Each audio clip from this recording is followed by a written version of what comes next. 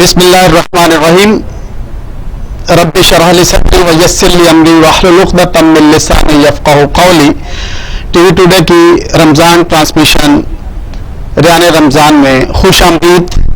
ماہ رمضان ہمارے اوپر سایہ فگن ہے. اللہ رب العزت کی رحمت اور اللہ رب العزت نے اس مہینے کو ایک بار پھر ہمیں عطا کیا ہے. الحمدللہ اللہ رب العزت نے ہم سب کو توفیق دی کہ ہم اس رمضان کی بابرکت ساتھ سے فائدہ اٹھا سکیں. اپنی رمضان ٹرانسمیشن کے باقاعدہ آغاز کے لیے میں تلاوت قرآن پاک کے لیے دعوت دوں گا. ہمارے آج کے مہمان ہیں قاری وقار احمد چترالی صاحب. وہ سحر ٹرانسمیشن کا آغاز تلاوت قرآن پاک سے کریں. قاری وقار احمد چترالی صاحب.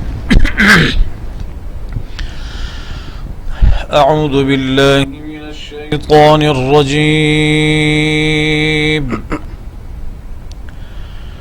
بسم اللہ الرحمن الرحیم.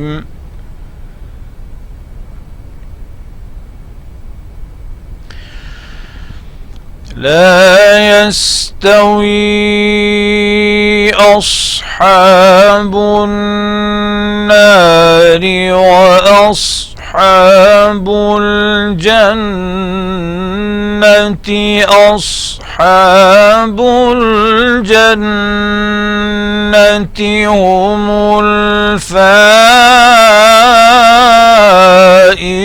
الفائزون.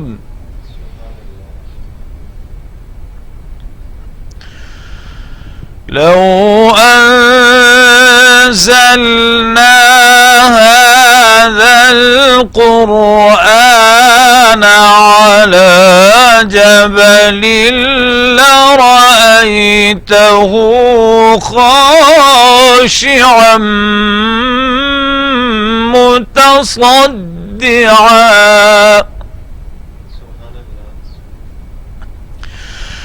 لرأيته خاشعا متصدعا من خشية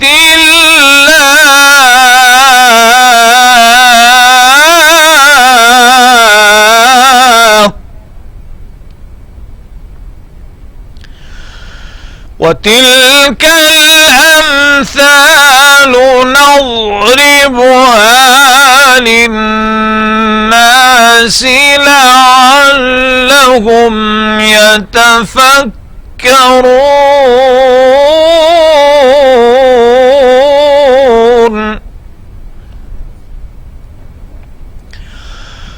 هو الله الذي لا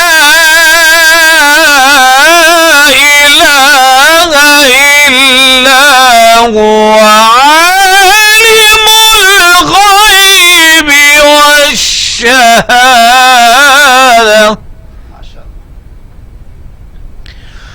هو الرحمن الرحيم.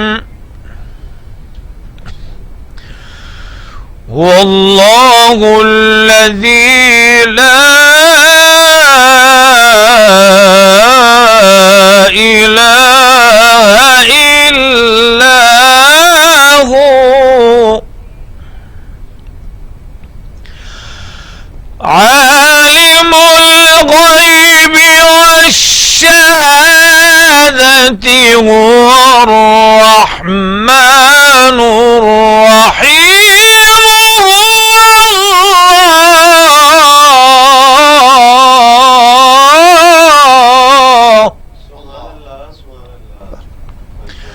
هو الله الذي لا إله إلا هو الملك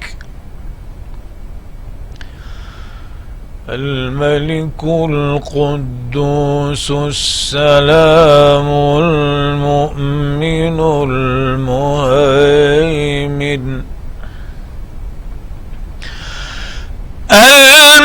الملك القدوس السلام المؤمن المهيمن العزيز الجبار المتكبر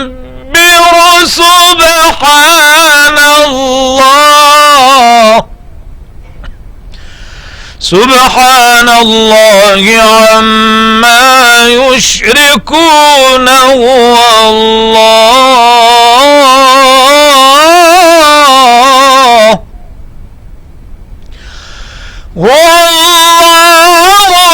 الخالق البارئ المصور له الأسماء الحسنى يسبح له ما في السماوات والأرض وهو العزيز الحكيم صدق الله العظيم. جزاک اللہ. لو انزلنا هذا القرآن على جبل لرأيته خاشعا متصدعا من خشیۃ اللہ. اگر ہم اس قرآن کو پہاڑ پر نازل کر دیتے تو وہ اللہ کے خوف سے ریزہ ریزہ ہو جاتا.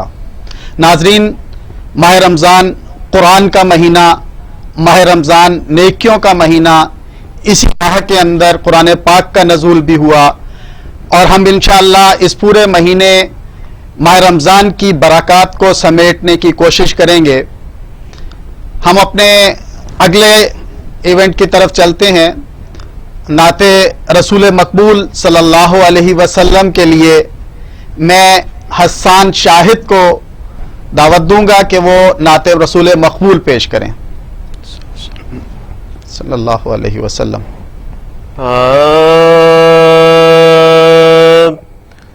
درد دل کے مجھے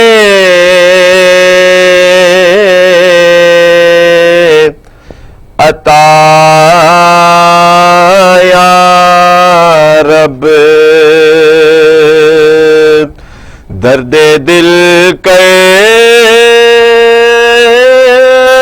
مجھے عطا یا رب، درد دل کے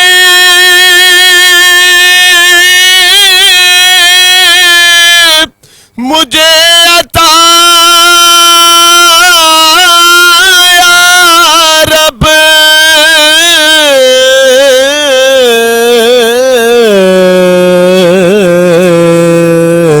دے میرے درد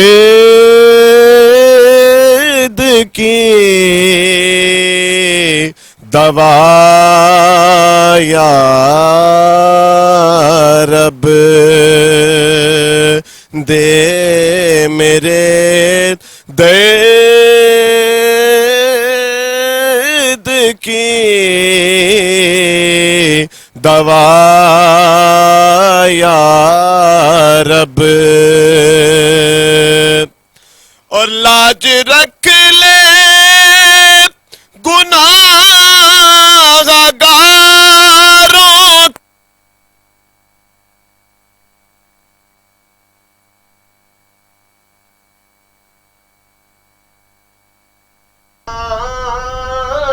ہے تیرا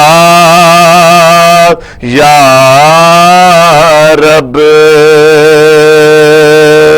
اور بہت ہی خوبصورت شعر سماعت فرمائیے کہ عیب میرے نہ کھول محشر میں،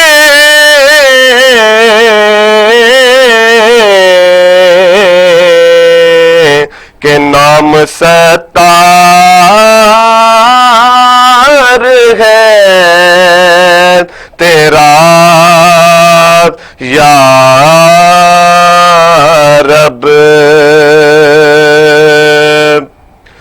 اور خاک کر اپنے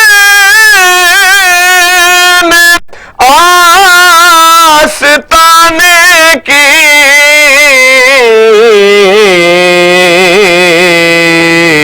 یوں ہمیں خاک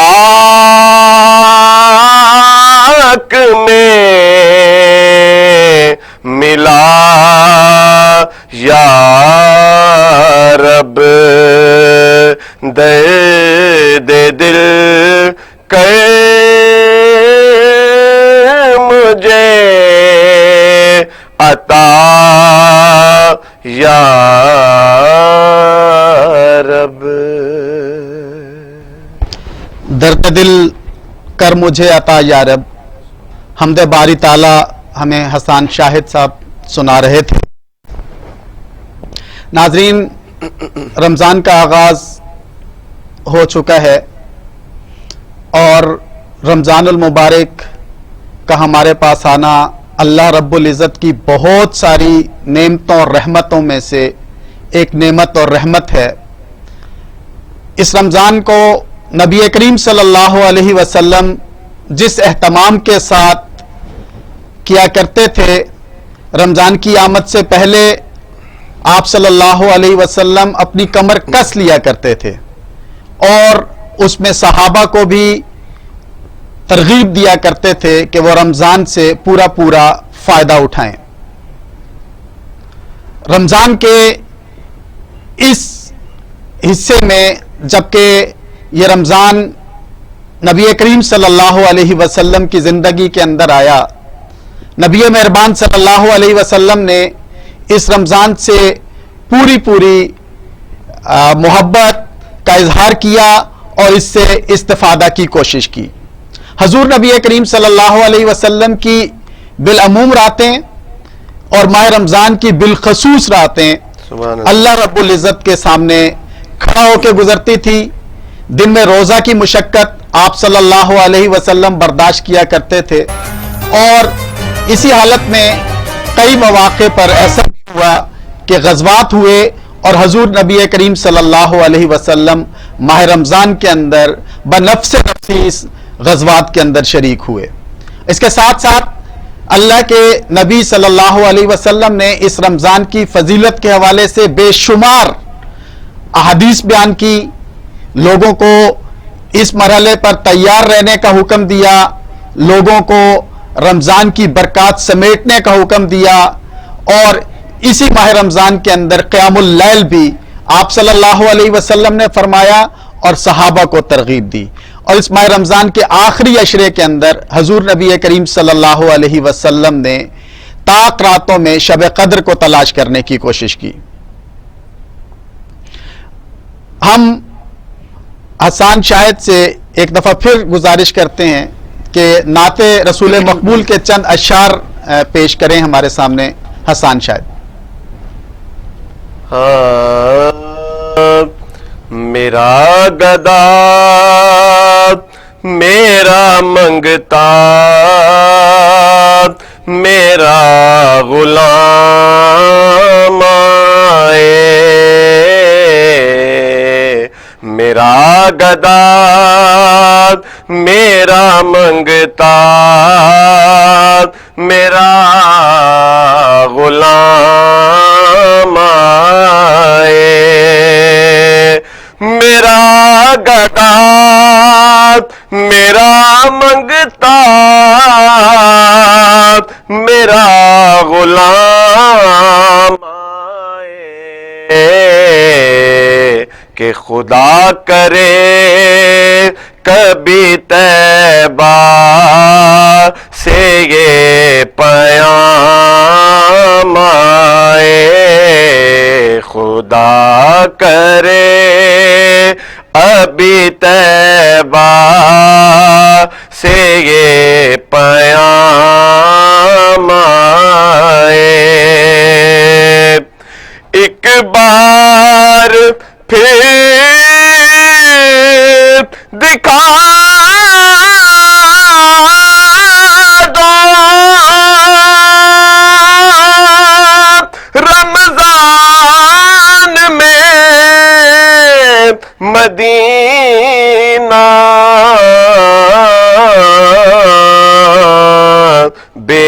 شک بنا لو آقا مہمان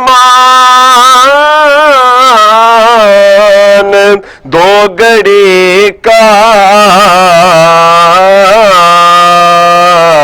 خدا کرے ابھی طیبہ سے یہ پیام آئے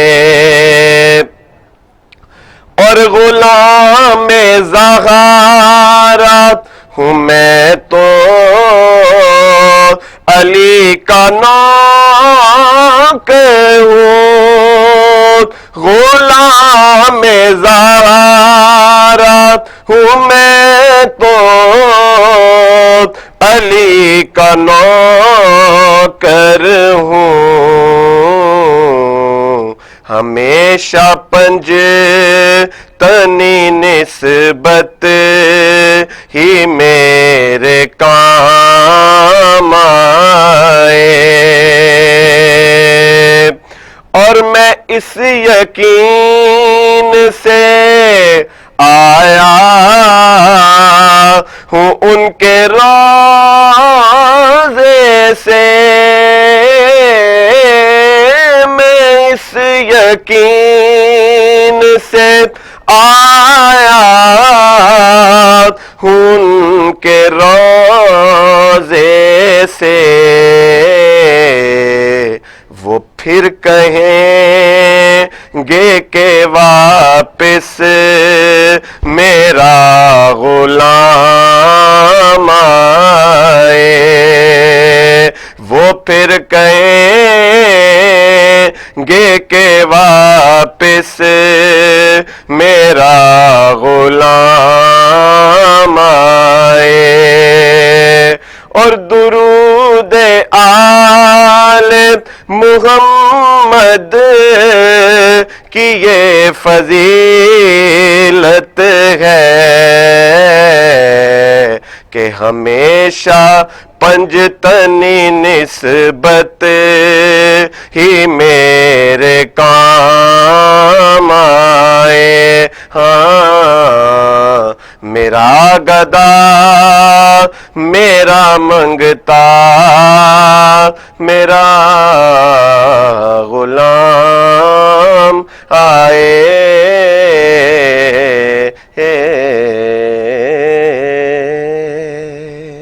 ماشاءاللہ لاکھوں کروڑوں درود و سلام حضور نبی کریم صلی اللہ علیہ وسلم پر کہ جن کے ذریعے سے ہم تک اسلام کا پیغام پہنچا اور جن کے ذریعے سے یہ ماہ سیام پہنچا۔ حضور نبی کریم صلی اللہ علیہ وسلم نے فرمایا کہ اللہ رب العزت فرماتے ہیں کہ میں تمام عبادات کا اجر دوں گا لیکن روزہ صرف میرے لیے ہے اور اس کا اجر میں دوں گا۔ ہماری سحر کی جو ٹرانسمیشن ہے ریان رمضان، ریان اس دروازے کو کہا جاتا ہے جو دروازہ روزہ دار کے لیے جنت میں کھول دیا جاتا ہے، سبحان اللہ، اور روزہ دار اس دروازے سے جنت میں داخل ہوگا، اس کو ریان کہتے ہیں۔ ریان رمضان ہماری ٹرانسمیشن سنتے رہیے۔ ابھی ہم لیں گے بریک، اس کے بعد اپنے موضوع پر ہم حاضر ہوں گے۔ بریک کی طرف چلتے ہیں۔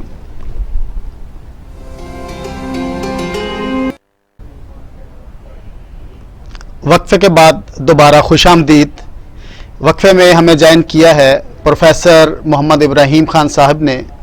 پروفیسر صاحب مشہور مذہبی اسکالر ہیں، جماعت اسلامی پاکستان کے نائب امیر ہیں۔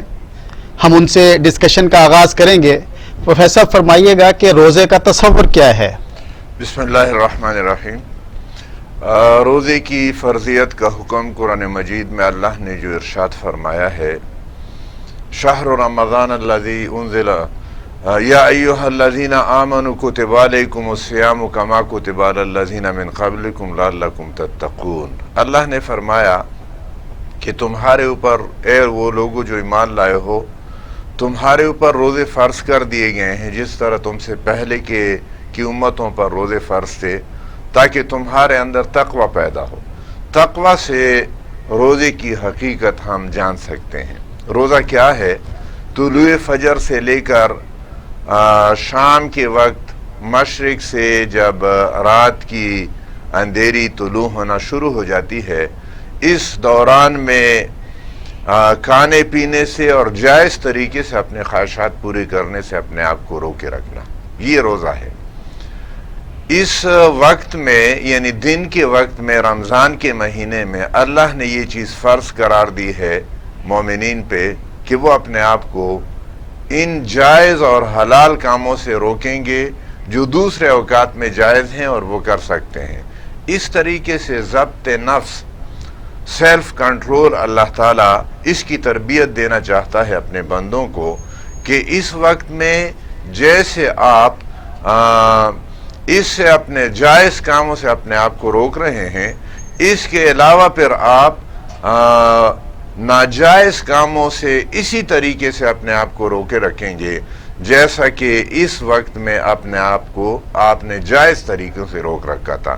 یہ گویا ضبط نفس کی ایک تربیت ہے اللہ تعالیٰ نے امت مسلمہ پہ اور مومنین پہ فرض قرار دی ہے تاکہ اللہ کے احکامات پہ عمل کرنا ان کے لیے ممکن ہو، اور اس کو تقوی بھی کہتے ہیں۔ اور قرآن مجید کے بارے میں اللہ تعالیٰ نے یہ بات ارشاد فرمائی ہے کہ الف لام میم ذالک الکتاب لا ریب فیہ ھدی للمتقین، یہ وہ کتاب ہے جس میں کوئی شک نہیں اور یہ ہدایت ہے پرہیزگاروں کے لیے۔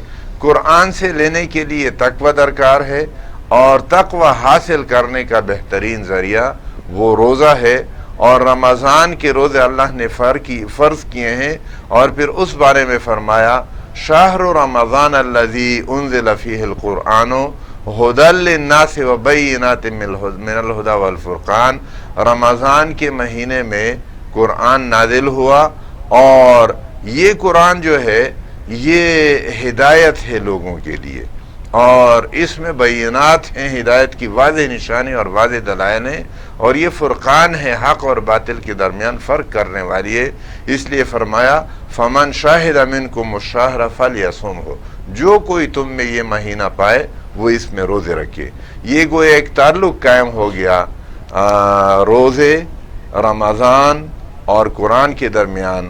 روزے کے ذریعے سے تقوی حاصل ہوتا ہے، اور تقوی حاصل کر کے قرآن پہ سے ہدایت لینا ممکن ہے، اور قرآن بھی رمضان مبارک مہینے میں نازل ہوا، اور رمضان کے روزے بھی اللہ تعالیٰ نے فرض کیے۔ یہ گویا ایک تعلق قائم ہو گیا اللہ کی کتاب کی روح سے قرآن، رمضان اور تقوی کے درمیان۔ آپ نے فرمایا تقوی کے حوالے سے، تو تقوی کیا ہے؟ تقوی کے بارے میں عمر فاروق رضی اللہ تعالیٰ عنہ نے ابی ابن کعب رضی اللہ تعالیٰ عنہ سے پوچھا کہ مجھے تقوی کی حقیقت سمجھا دیں۔ انہوں نے جواباً سوال پوچھا کہ امیر المومنین، کیا آپ کا گزر ایسے تنگ راستے سے ہوا ہے جس کے دونوں اطراف پہ خاردار جھاڑیاں لگی ہوئی ہوں؟ انہوں نے فرمایا کہ ہاں۔ کہا کہ آپ پھر اس راستے سے کیسے گزرے ہیں؟ عمر فاروق رضی اللہ تعالیٰ عنہ نے فرمایا کہ میں کپڑے سمیٹ کر اپنے آپ کو بچاتے ہوئے کہ کہیں جھاڑیوں کے خاردار جھاڑیوں کے خاروں میں میرے کپڑے الجھ نہ جائیں، بڑے احتیاط سے قدم رکھتے ہوئے آگے بڑھا ہوں اور اس راستے سے گزرا ہوں۔ ابی ابن کعب رضی اللہ تعالیٰ عنہ نے عرض کیا کہ بس یہی تقوی ہے کہ آپ اس دنیا میں، دنیا کی یہ شاہراہ جو ہے، اس کے دونوں اطراف پہ شیطان نے گناہ کے خاردار جھاڑیاں لگا رکھی ہیں۔ انسان کے اس میں الجھنے، اس کے کپڑوں کے الجھنے، سیرت اور کردار کے الجھنے کا خدشہ ہوتا ہے، اور مومن ان گناہوں سے، آلائشوں سے اپنے آپ کو بچاتے ہوئے، کپڑے سمیٹتے ہوئے، سمٹاتے ہوئے اس راستے سے گزرتا ہے۔ اس کو تقوی کہتے ہیں، اور اس کی تربیت روزے سے اس طریقے سے حاصل ہوتی ہے کہ اللہ تعالیٰ نے جائز کاموں سے روک لیا تاکہ یہ تربیت حاصل ہو جائے کہ اس کے بعد پھر ناجائز کاموں سے بھی اپنے آپ کو اسی طریقے سے روکے رکھیں۔ اور مومن بھوک بھی محسوس کرتا ہے، پیاس بھی محسوس کرتا ہے، اور بالکل علیحدگی میں ہوتا ہے، کوئی اس کے پاس نہیں ہوتا، اور کھانے پینے کی چیزیں موجود ہیں، لیکن کسی کمزور سے کمزور مومن سے بھی یہ خدشہ نہیں ہے کہ وہ بھوک اور پیاس سے بیتاب ہو کر کھانے پینے کی طرف ہاتھ بڑھائے گا، اس لیے کہ اسے یقین ہے کہ بندہ میرے پاس نہیں ہے لیکن مولا دیکھ رہا ہے۔ یہ تصور اصل میں تقویٰ ہے کہ اللہ نے جس چیز سے روکا ہے، آپ اگر بالکل علیحدگی میں بھی ہوں، یہ تصور کہ اللہ آپ کو دیکھ رہا ہے، اس لیے اللہ کی نافرمانی سے اپنے آپ کو روکے رکھو، اسی کو تقویٰ کہتے ہیں۔ ماشاءاللہ، بہت اچھے طریقے سے آپ نے تقویٰ کے بارے میں بیان فرمایا۔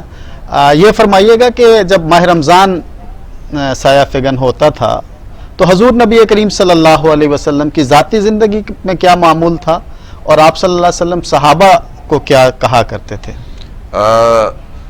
شعبان کے آخری تاریخ کی روایت سلمان فارسی رضی اللہ تعالیٰ عنہ کی بہت مشہور ہے کہ 30 شعبان کی آخری تاریخ تھی، اور نبی صلی اللہ علیہ وسلم نے صحابہ کرام سے یہ بات فرمائی کہ تمہارے اوپر ایک بہت بابرکت مہینہ سایہ فگن ہونے والا ہے، اور اس مہینے میں اس جو فرض عبادت ادا کرتا ہے اس کو 70 فرائض کا ثواب ملتا ہے، جو نفل عبادت کرتا ہے اس کو فرض کا درجہ ملتا ہے، فرض کا ثواب اسے ملتا ہے۔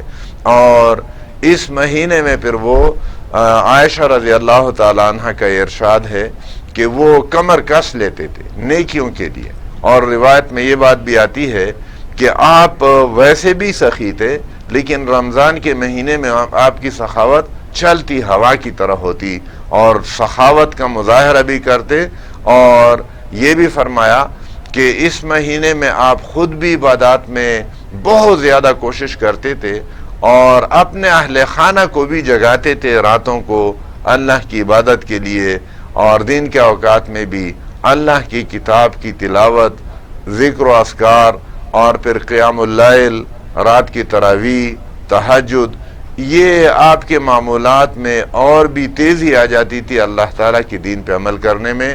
صحابہ کرام کو بھی یہ ترغیب دیتے تھے، اپنے اہل خانہ کو بھی، اور آخری عشرے میں آپ کا اعتکاف کا معمول ہوتا تھا، مسجد میں عبادت کے لیے اپنے آپ کو وقف کر دیتے تھے، اور آخری 10 دنوں میں اللہ کی عبادت کے سوا اور کوئی کام نہیں کرتے تھے، اللہ کی عبادت کے لیے اپنے آپ کو خالص کر دیتے تھے۔ آپ نے بات کی کہ فرائض کو 70 گنا بڑھا دیا جاتا ہے، یا نوافل کو جو ہے نا وہ فرض کے برابر کر دیا جاتا ہے، تو یہ نوافل یا صرف نماز کی حد تک اجر بڑھایا جاتا ہے، یا جتنی بھی نیکیاں ہیں ان سارے معاملات میں اجر کو بڑھا یہ دیا؟ تمام نیکیوں میں، بالخصوص رمضان کے مہینے میں انفاق، اللہ کے راستے میں مال خرچ کرنا، غریبوں محتاجوں پہ توجہ دینا، اور نبی صلی اللہ علیہ وسلم نے یہ بات بھی ارشاد فرمائی ہے کہ جو کوئی کسی روزہ دار کا روزہ کھلواتا ہے اس کو بھی اتنا ہی ثواب ملتا ہے جتنا اس روزہ دار کا ہے، بغیر اس کے کہ روزہ دار کے ثواب میں کوئی کمی ہو۔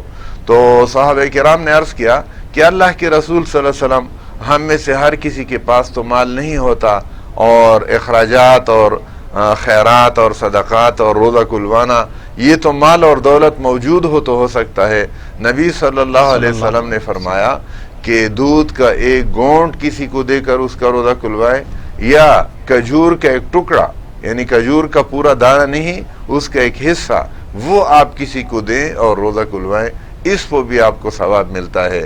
اس طرح ہر نیکی کا، نماز کا بھی، اور پھر صدقات کا بھی، فرائض کا بھی، اور نوافل کا بھی، سارے عبادات میں اللہ تعالیٰ یہ ثواب مومن کو عطا فرماتا ہے۔ ماشاءاللہ۔ تو اس میں جو اوقات ہیں رمضان کے، اس کی کیا ترتیب ہے؟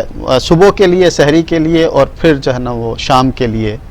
اس میں میں ایک اور سوال بھائی اضافہ کرتا ہوں کہ اس میں کیا اذان کا ہونا لازمی ہے، یا جو ہے وہ اذان کا ہونا لازمی نہیں ہے، طلوع آفتاب اور غروب آفتاب تک کا معاملہ؟ یعنی اصل میں طلوع فجر سے غروب آفتاب تک، اور رات کے اس کا تاریکی کا مشرق کے افق سے ظاہر ہونا، یہ بنیادی اوقات ہیں، اور اس میں بھی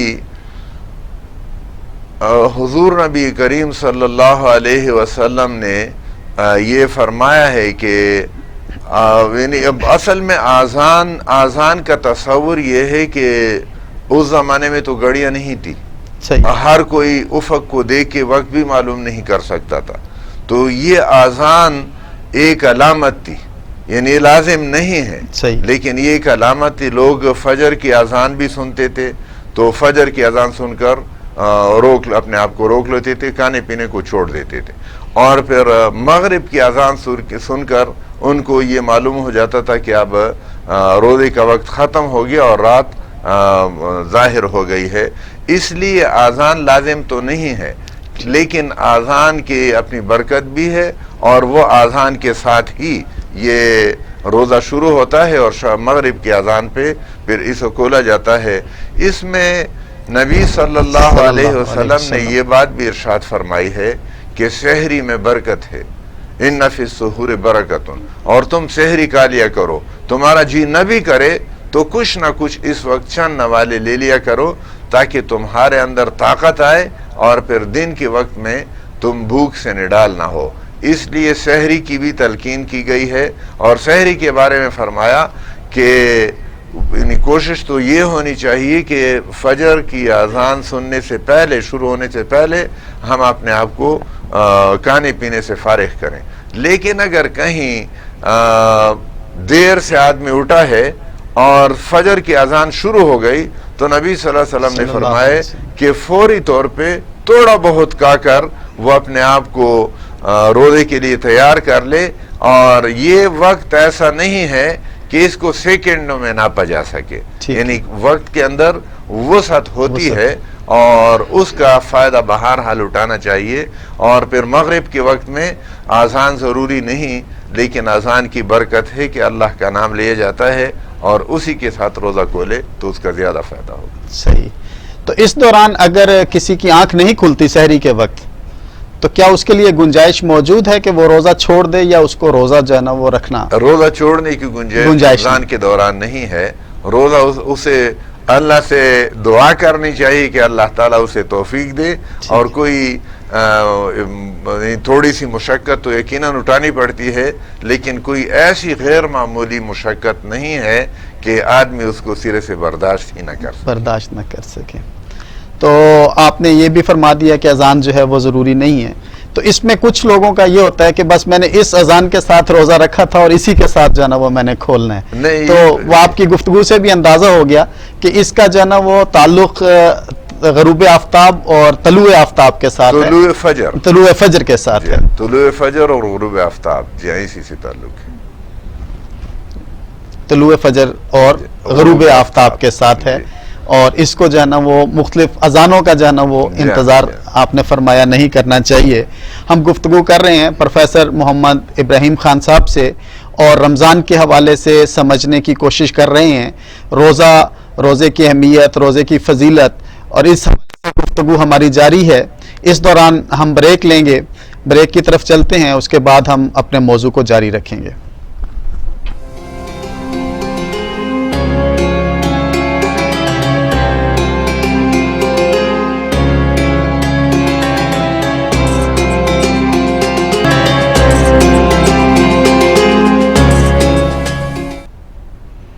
وقفے کے بعد دوبارہ خوش آمدید۔ ہماری گفتگو کا سلسلہ چل رہا ہے ماہ رمضان کے حوالے سے، اور پروفیسر محمد ابراہیم خان صاحب ہمارے ساتھ ہیں۔ پروفیسر صاحب یہ فرمائیے گا کہ مریض اور سفر کے حوالے سے اللہ رب العزت نے سہولت دی ہے تو اس کے حوالے سے کیا حکم ہے، اور ساتھ تھوڑی سی یہ بھی وضاحت کر دیجئے گا کہ لوگ اس دوران سوال کرتے ہیں کہ انجیکشن جو ہے اس سے روزہ ٹوٹتا ہے یا نہیں ٹوٹتا، اس بارے میں آپ رہنمائی فرمائیے گا۔ اللہ تعالیٰ نے رمضان کے روزوں کی فرضیت کے حکم میں یہ بات بھی ارشاد فرمائی ہے، یعنی حکم تو یہ ہے کہ جو تم میں سے رمضان کا مہینہ پائے وہ اس میں روزے رکھے، فمن شہد منکم الشہر فلیصمہ، لیکن یہ وضاحت فرما دی ومن کان مریضا او علی سفر فعدۃ من ایام اخر، اگر کوئی تم میں سے بیمار ہو یا سفر پہ ہو تو وہ دوسرے دنوں کی گنتی پوری کرے۔ اس میں اب بنیادی بات یہ ہے کہ کس مرض میں روزہ چھوڑا جا سکتا ہے اور کس سفر میں چھوڑا جا سکتا ہے۔ اللہ تعالیٰ نے یہ کام بندے کی ثوابدید پہ چھوڑ دیا ہے۔ آدمی خود ہی فیصلہ کرے کہ کس سفر میں اس کو ایسی غیر معمولی مشقت کا سامنا کرنا پڑ سکتا ہے کہ وہ پھر روزہ تکمیل تک نہ پہنچا سکے، اس کو روزہ چھوڑنا چاہیے۔ اور اسی طرح بیماری بھی، اگر غیر معمولی بیماری ہے اور روزے کی وجہ سے اس کو غیر معمولی تکلیف کا سامنا کرنا پڑ سکتا ہے تو اس کو اختیار ہے کہ وہ فیصلہ کرے اور اس بیماری میں یہ چھوڑ دے، روزہ چھوڑ دے، روزہ رکھے ہی نہ۔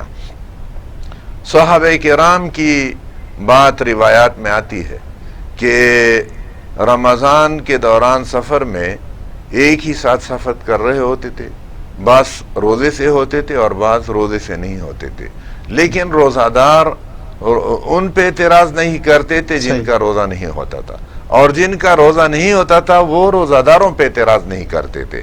دونوں کو اس بات کے اختیار دیا گیا تھا، اس لیے ایک دوسرے پہ کوئی اعتراض کیے بغیر وہ یہ کام کرتے تھے۔ پھر یہ بات بھی ہے، دو نکتے یہاں اور قابل غور ہیں۔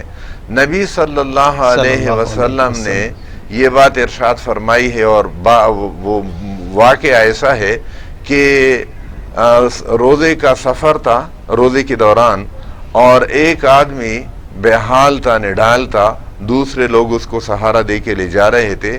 نبی صلی اللہ علیہ وسلم نے پوچھے کہ کیا بات ہے، تو لوگوں نے کہا کہ اللہ کے رسول صلی اللہ علیہ وسلم ان کا روزہ ہے، اور نبی صلی اللہ علیہ وسلم نے فرمایا کہ لیس من البر الصوم فی السفر، کہ سفر کے دوران روزہ رکھنا کوئی نیکی نہیں، اور وہ اس طرف اشارہ تھا کہ سفر میں اگر غیر معمولی تکلیف ہے تو روزہ نہیں رکھنا چاہیے، سہولت سے فائدہ اٹھانا چاہیے۔ اور پھر عمر فاروق رضی اللہ تعالیٰ عنہ کی روایت ہے کہ ہم نے 2 جنگیں رمضان کے مہینے میں لڑی ہیں۔ پہلی جنگ غزوہ بدر 17 رمضان کو ہوئی تھی، اور اسی طرح فتح مکہ وہ غزہ جو ہے وہ بھی رمضان کے مبارک مہینے میں تھا، اور اس میں ایک ایسے سفر میں جو روزے دار تھے وہ تو بھوک پیاس سے نڈال تھے، وہ پڑ گئے، زمین پہ لیٹ گئے، لیکن جن کا روزہ نہیں تھا اور کا پی چکے تھے وہ تنومند تھے، تو کام جو تھے وہ سارے انہوں نے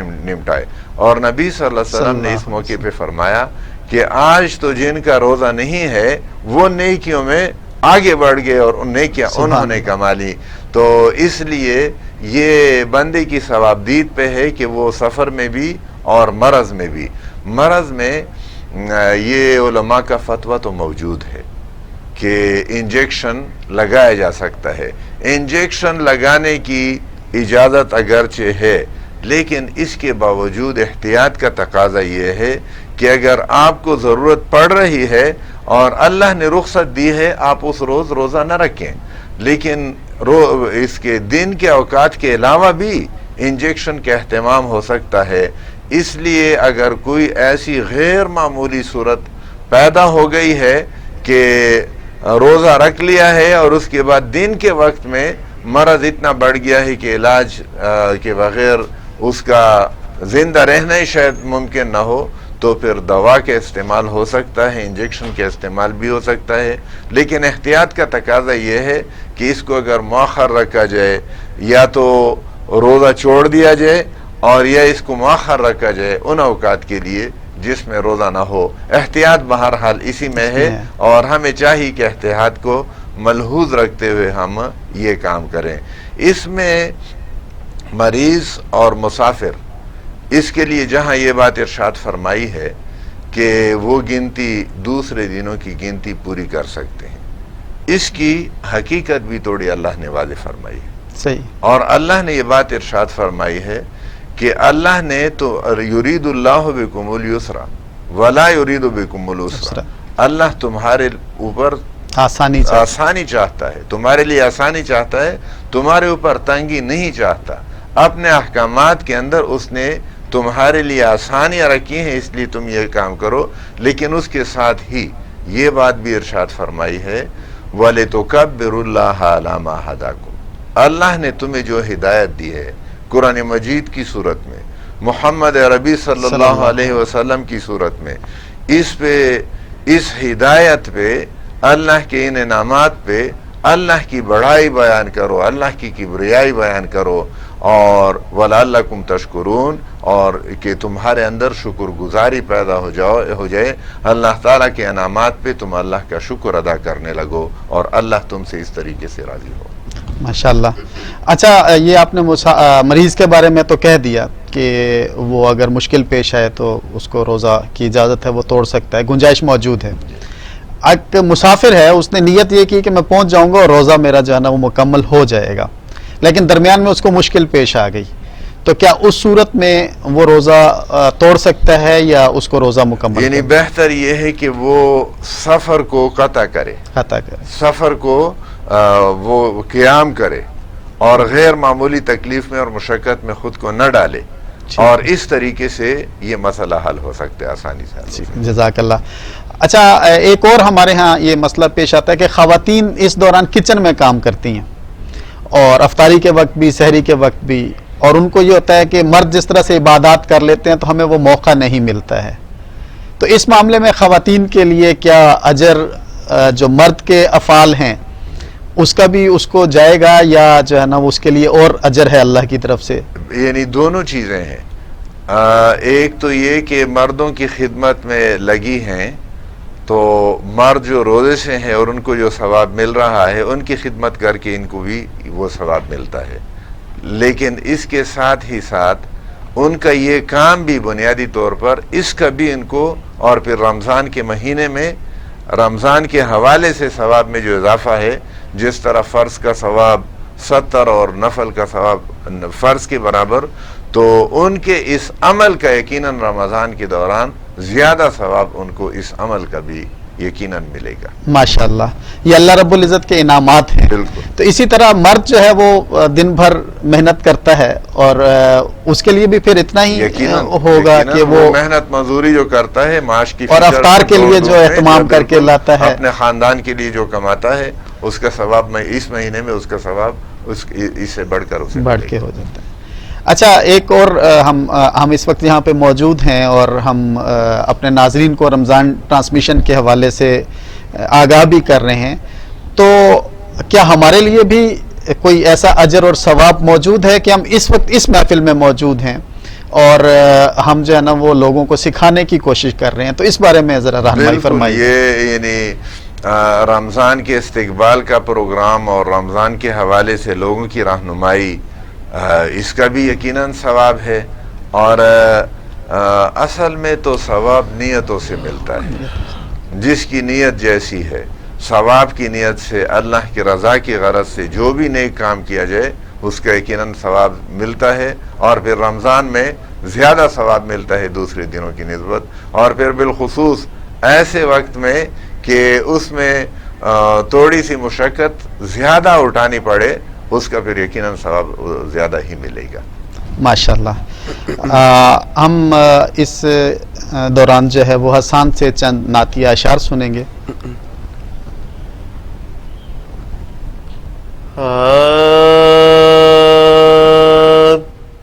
حضور میری تو ساری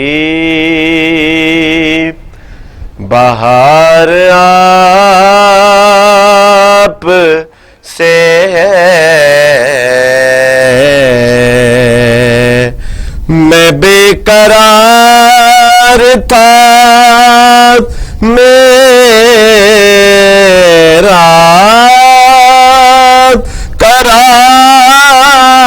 قرار آپ سے ہے،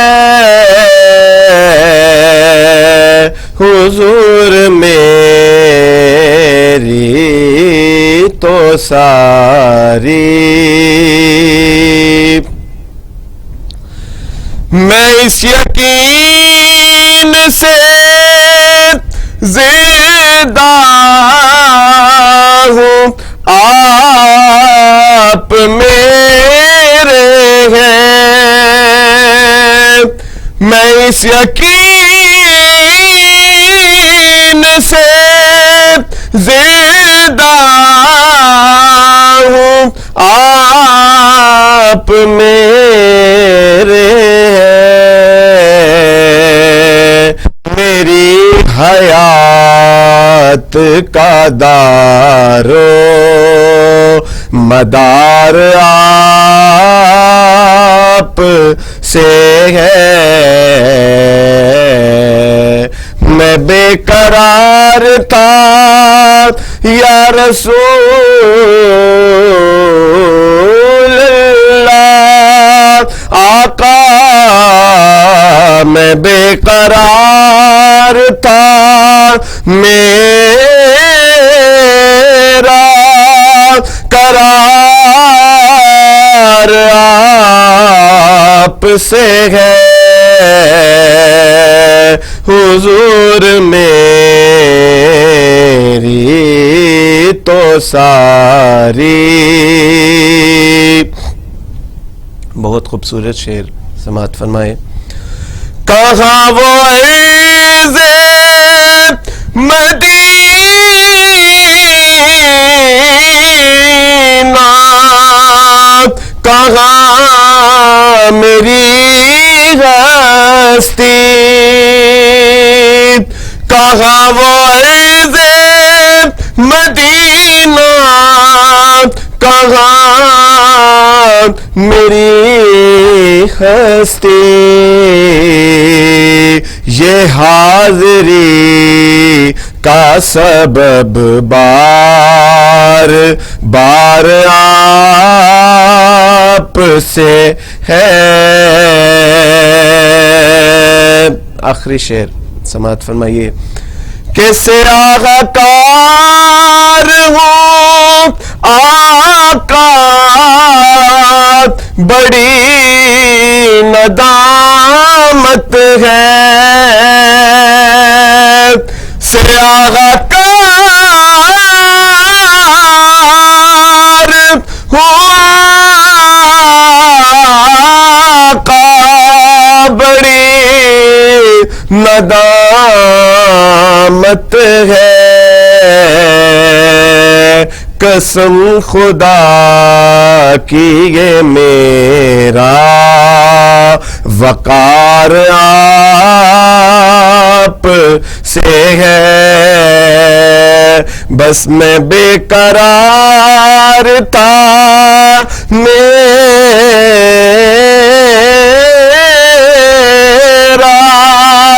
قرار آپ سے ہے حضور میری تو ساری. جزاک اللہ جی. پروفیسر صاحب ایک رہنمائی کیجئے گا کہ تراویح اور روزہ یعنی روزے کے لیے کیا تراویح ضروری ہے یا تراویح کی کیا حیثیت ہے؟ یہ اصل میں قیام اللیل ہے اور جس طرح روایت جو ذکر ہوا کہ نفل کا ثواب فرض کے برابر ملتا ہے یہ نفل ہے تراویح نفل نماز اور اللہ تعالیٰ فرض کا وہ ثواب دیتا ہے یہ لازم نہیں ہے. روایات میں 8 رکعت بھی ہیں اور 20 رکعت بھی ہیں. کوئی 8 پڑھنا چاہے 8 پڑھے کوئی 20 پڑھنا چاہے 20 پڑھے. ایک دوسرے پہ اعتراض بھی نہیں ہونا چاہیے اور اگر اس کے نتیجے میں مناظرہ بازی ہو دینگا مشتی ہو اور فساد ہو اور پھر مسلمانوں کا خون بہے اس سے بہتر یعنی اس سے تو وہ کوئی نہ 8 پڑھے اور نہ 20 پڑھے لیکن فساد سے امت کو بچے زیادہ بہتر ہے. اور جس چیز پہ جس کو اطمینان ہو اس کو پڑھے.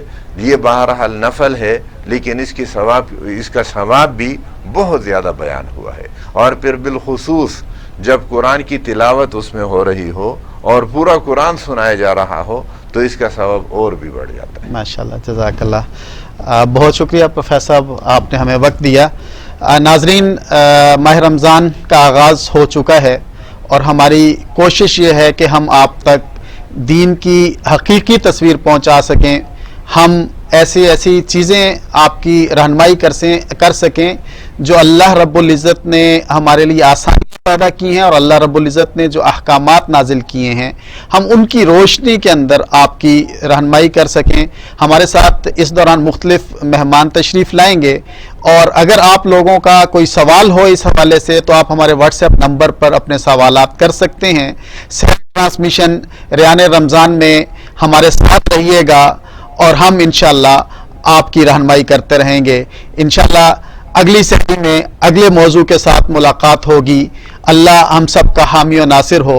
فی امان اللہ.